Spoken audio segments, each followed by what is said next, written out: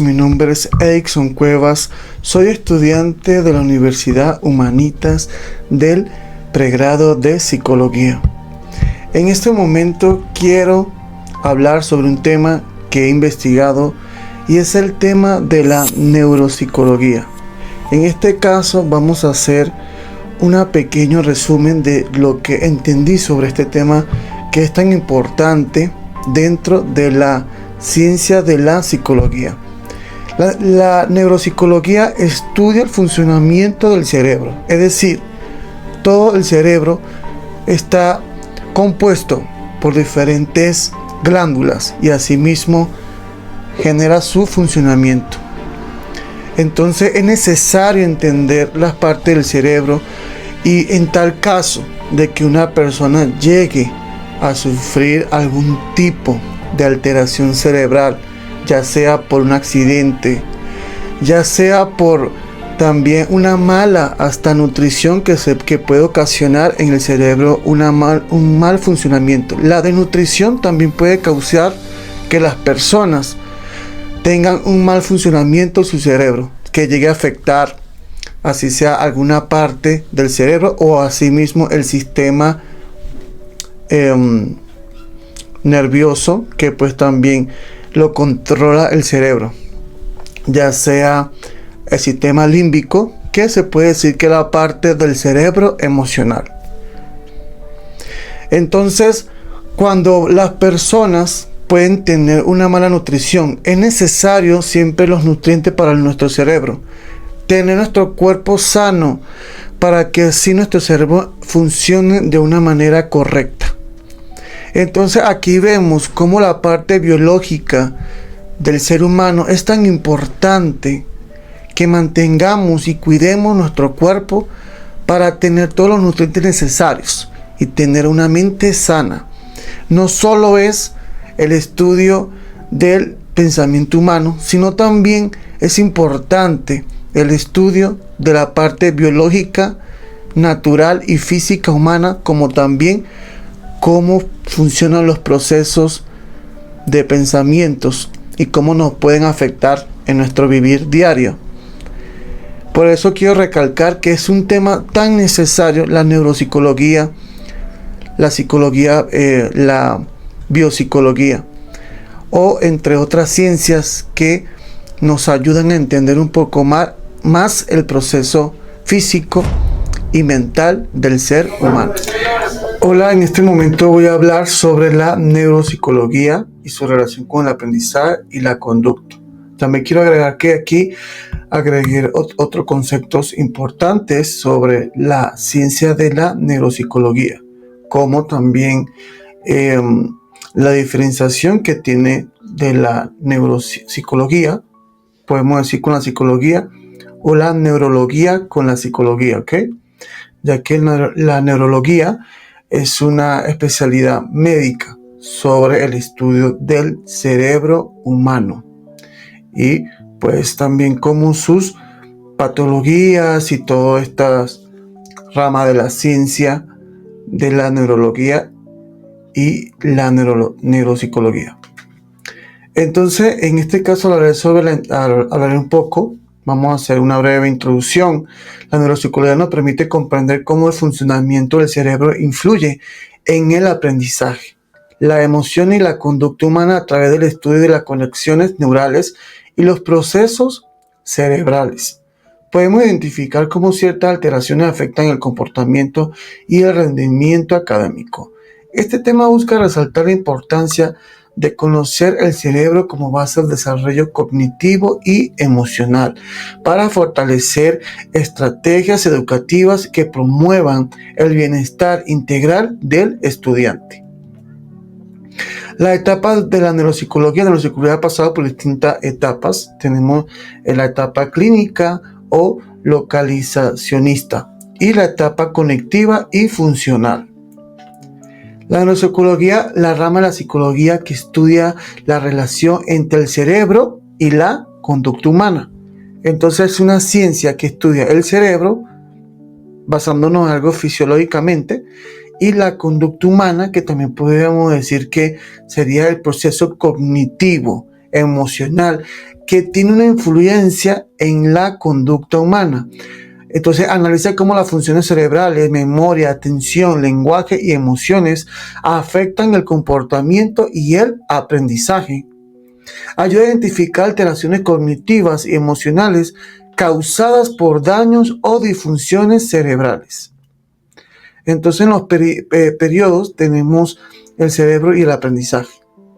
El aprendizaje no es natural, sino el resultado de cambios en las conexiones neurales.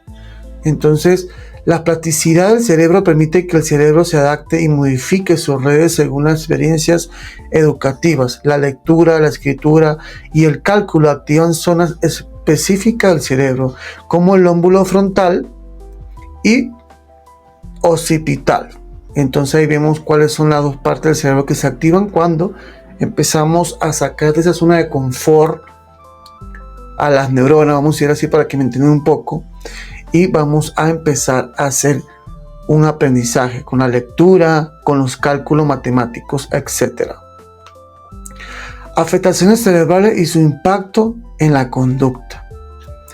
Entonces, hay algunas afectaciones que pueden causar algunas alteraciones dentro de lo que es el funcionamiento cerebral, afectando también nuestra conducta, ¿no? Entonces, lesiones o disfunciones en cierta área del cerebro pueden alterar el comportamiento. Lóbulo frontal controla la toma de decisiones y autocontrol y la planificación. Sistema límbico regula emociones y memoria. Corteza prefrontal gestiona la conducta social y moral. Cuando estas zonas fallan, se observan cambios en la personalidad, impulsividad o dificultades de aprendizajes. Entonces aquí vemos como la parte del cerebro que se encargan de regular, vamos a decir así, el comportamiento. Cuando alguna de estas zonas del cerebro es afectada, podemos ver una conducta irracional, ¿verdad? Ahí podemos ver que las personas por una lesión, un accidente puede causar esto, o también agrego una mala alimentación, una mala nutrición en este caso, o el consumo de droga, de alguna sustancia que pueden afectar también esta zona del cerebro y asimismo la conducta humana. Trastornos de aprendizaje y conducta. Entonces, el tema súper importante de tocar dentro de los trastornos que pueden afectar un poco lo que es el desarrollo del aprendizaje. Desde la neuropsicología, los trastornos se entienden como alteración en la comunicación neural. Entonces, no está funcionando las neuronas de una forma correcta, porque estamos viendo que el cerebro está formado también por nervios que mandan información. Cuando esto no está funcionando de manera correcta, una cosa puede afectar a la otra y asimismo pues también el aprendizaje. Entonces aquí vamos a hablar sobre algunos trastornos. Dislexia afecta la lectura, hay baja actividad en el hemisferio izquierdo. Entonces podemos ver que esto puede afectar también no solamente la lectura, sino también el habla. Las personas hablan y no vocalizan muy bien las palabras, o pueden confundir palabras con otras palabras que se parezcan. En algunos casos puede ocurrir en peor grados, en niveles donde la persona le afecta más. TDAH implica falla en la regulación de la atención y el control de impulsos. Entonces el TDAH es la hiperactividad. A veces el estímulo en el cerebro, con tanto estímulo que se ve hoy en día con las redes sociales y entre otros factores, las personas llegan a sufrir TDAH, ¿sí? Que es ocasionado por todos estos estímulos donde no se controla un enfoque, sino que ya se está dando hoy en día tanta información, y esto puede tener una alteración cerebral causando el TDAH, que proviene también de una forma genética que es heredada, o también de una forma donde el niño crece con un desarrollo que ocasiona esta enfermedad. Trastorno del espectro autista modifican la comunicación social y el procesamiento sensorial. Entonces este es un trastorno también que bastante que afecta también el desarrollo humano, ya que queda como que ciertos mecanismos en el cerebro donde el cerebro no procesa de una forma racional y lógica, sino que crea limitaciones cerebrales bastante evidentes. Implicaciones para la educación. Comprender la base neuropsicológica del aprendizaje permite crear estrategias pedagógicas pedagógicas más efectivas. Los docentes pueden adaptar sus métodos al funcionamiento del cerebro, actividades que estimulen la memoria y la atención, espacios que promuevan la autorregulación emocional, programas de apoyo para estudiantes con disfunciones cognitivas. Es necesario hoy en día que los profesores, docentes o cualquier persona que necesite dar un tema o explicar un tema a ciertas personas, saber utilizar mecanismos necesarios y métodos para así poder adaptar estos temas a las personas y que se les sea más fácil comprenderlos, y más si sufren de algún tipo de trastorno en el desarrollo del aprendizaje, que pueden afectar un poco el desarrollo del aprendizaje, como el TDAH, la dislexia, y debemos adaptarnos a todos estos procesos para hacer más fácil la vida del estudiante y del individuo. Entonces, los problemas en la neuropsicología, en la neuropsicología ocurren cuando hay alteraciones en el cerebro que afectan la memoria, el lenguaje, las emociones y la conducta. Estas pueden ser causadas por lesiones cerebrales, enfermedades neurodegenerativas, traumatismo o accidentes cerebrovasculares. Por ejemplo, una lesión en el lóbulo frontal puede alterar el control de los impulsos, la toma de decisiones, mientras que el daño en el lóbulo temporal puede afectar la memoria y el lenguaje. Estos trastornos influyen en la vida cotidiana, el aprendizaje y las relaciones sociales, por lo que la neuropsicología busca evaluar, tratar, rehabilitar las funciones afectadas para mejorar la calidad de vida del paciente. Representantes dentro de la neuropsicología tenemos al padre de la neuropsicología, Alexander Luria, que hizo un gran estudio en el proceso como el lenguaje y la atención, sistemas funcionales en algunas partes del cerebro. Trabajan para realizar tareas cognitivas y asimismo obviamente del aprendizaje. Paul Broca descubrió la zona frontal, una área en el cerebro relacionada con la producción de lenguaje. Su trabajo fue clave para entender cómo lesiones cerebrales específicas afectan funciones cognitivas.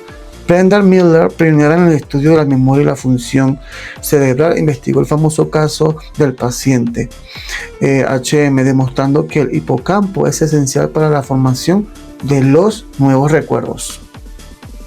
Corriente de la neuropsicología tenemos neuropsicología experimental, neuropsicología clínica, neuropsicología cognitiva, neuropsicología del desarrollo.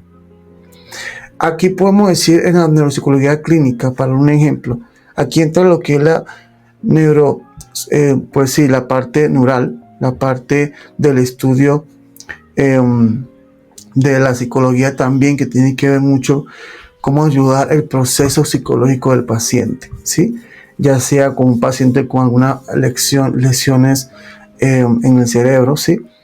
Por una afectación. Entonces aquí podemos decir que pueden haber dos especialistas dentro de esta rama, digámoslo así, de este campo, que sería la parte, sí, de la psicología y también el estudio físico del cerebro. Corriente de la neuropsicología experimental, entonces estudia cómo los procesos mentales como la memoria, la atención o el lenguaje están relacionadas con las estructuras cerebrales específicas. Se apoya en experimentos y técnicas de neuroimagen. Entonces aquí utilizamos técnicas de neuroimagen, ¿ok? Para así crear procesos mentales como la memoria. Esto es súper importante en el estudiante, vamos a retener información. Entonces utilizar técnicas de neuroimagen. Neuropsicología clínica enfoca en la evaluación diagnóstico, como le dije, rehabilitación de personas con daño cerebral, ¿ok? Alteraciones cognitivas, emocionales y conductuales. Obviamente, la afectación cuando va en la parte física, esto va a tener una alteración cognitiva del aprendizaje, de retención de memoria, emocionales, afecta la parte emocional, y conductual, obviamente se va evidenciando una conducta.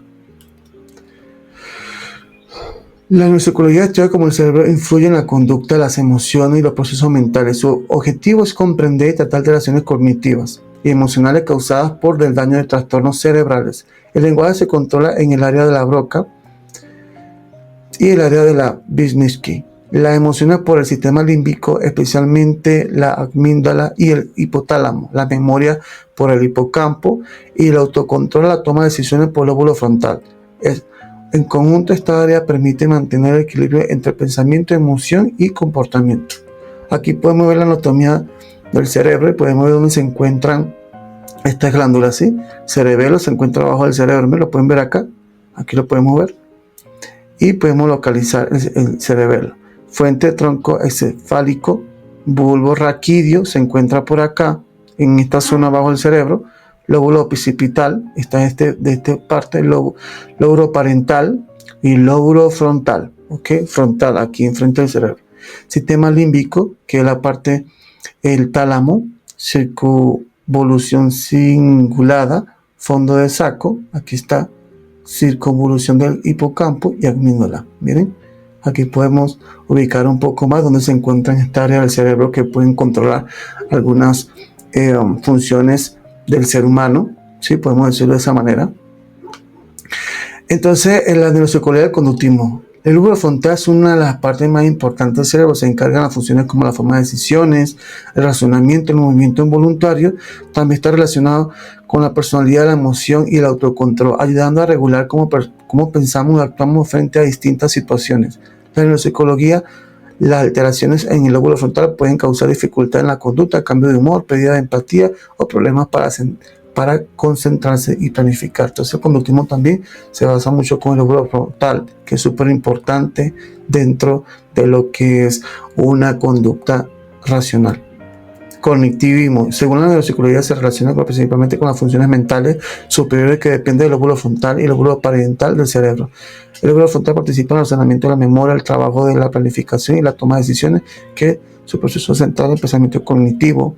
El lóbulo parental interviene en atención, percepción, procesamiento de la información sensorial esenciales para el aprendizaje y la comprensión. Diferencia entre la neuropsicología y la psicología y la neuropsicología. Entonces aquí quiero entrar en un tema importante que es la psicología y la neurología, vamos a decir así. La neurología, que es la especialización en la medicina, que estudia toda la parte cerebral del cerebro, ¿sí? Toda la parte cerebral y también todo lo que son las glándulas, que todo actúe de manera bien, se hacen diagnóstico con radio X y todo esto.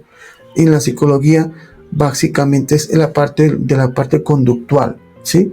De cómo esto afecta la parte conductual, cómo podemos mejorar con técnicas mentales. También ayuda mucho por ejemplo, cuando hablamos de la memoria.